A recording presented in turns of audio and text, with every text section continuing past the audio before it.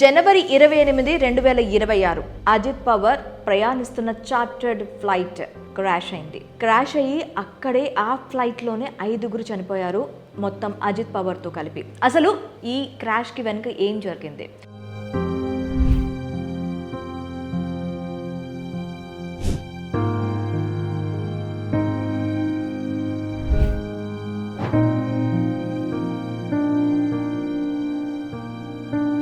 డీటెయిల్స్లోకి వెళ్తే, ఇప్పుడు ప్రస్తుతం మహారాష్ట్రలో జిల్లా పరిషత్ ఎన్నికలు రాబోతున్నాయి.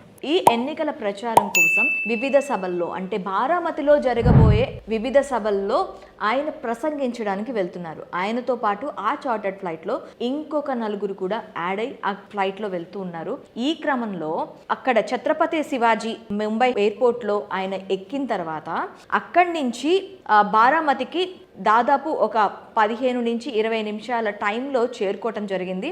అక్కడ 11 రన్వేలో దిగాల్సిన టైంలో ఒక్కసారిగా రాపిడికి నిప్పురవ్వలు చెలరేగడంతో కొంచెం అదుపు తప్పడంతో కంప్లీట్గా ఈ 2 ఒక్కసారిగా మంటలు చెలరేగడం ఒక్కసారిగా అవ్వడంతో అక్కడ భారీగా మంటలు చెలరేగి అక్కడికక్కడే ప్లేన్ క్రాష్ అవ్వటం జరిగింది.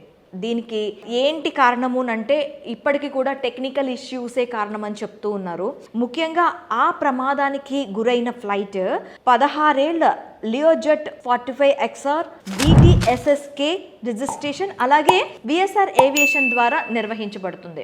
ఇంత పకడ్బందీగా వెళ్తున్నప్పటికీ కూడాను ఆ టైంలో కొంచెం ఎక్కువగా మంచు కురవటం, మంచు ఇంకా ఆ ప్రదేశంలో ఉండటం, తెల్లవారి 9 ఆ టైం అవుతున్నప్పటికీ కూడాను అక్కడ మంచు బాగా ఇదవ్వటం కూడాను ప్రధాన కారణంగా చెప్తూ ఉన్నారు.